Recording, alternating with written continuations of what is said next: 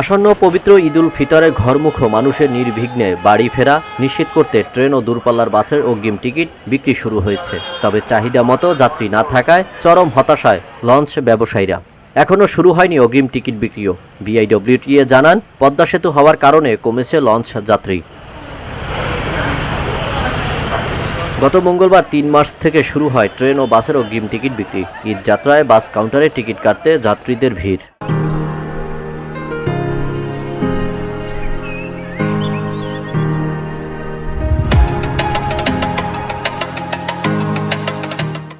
সরকারের নির্ধারিত ভাড়ার তালিকার বাহিরে অতিরিক্ত বাস ভাড়া নেওয়ার কোনো সুযোগ নেই বলে জানান কাউন্টার কর্তৃপক্ষ। অগ্রিম টিকিট ৩ তারিখ থেকে চালু হয়েছে, এখনো মোটামুটি যাত্রীর আনাগোনা শুরু হয়নি, সামনে থেকে শুরু হবে। বিক্রি চলতেছে এখন পর্যন্ত, কিন্তু বিক্রি অনেকটাই শেষ। আর মনে করেন এখন পর্যন্ত ওইভাবে চাপ নাই, কিন্তু চাপ হয়তো বা আপনার 16-17 তারিখ থেকে শুরু হবে।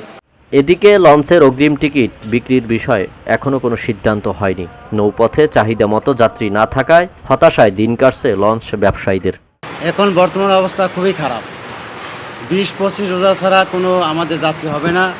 আমাদের রোডের যে অবস্থা, এখন লঞ্চ প্রায় রোডে এখন করে চালায়, কেউ চালায় না, বসাই আছে।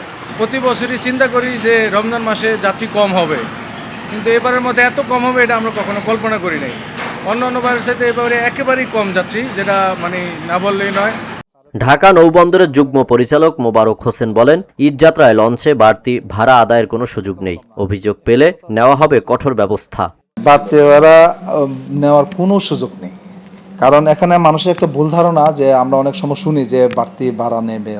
বাড়তি ভাড়া নেয় না, যারা সবসময় যাতায়াত করে তারা বুঝে যে হ্যাঁ বাড়তি ভাড়া নেয় না, কারণ প্রত্যেকটা লঞ্চে ভাড়া সরকারি অনুমোদিত ভাড়া চার্ট দেওয়া আছে।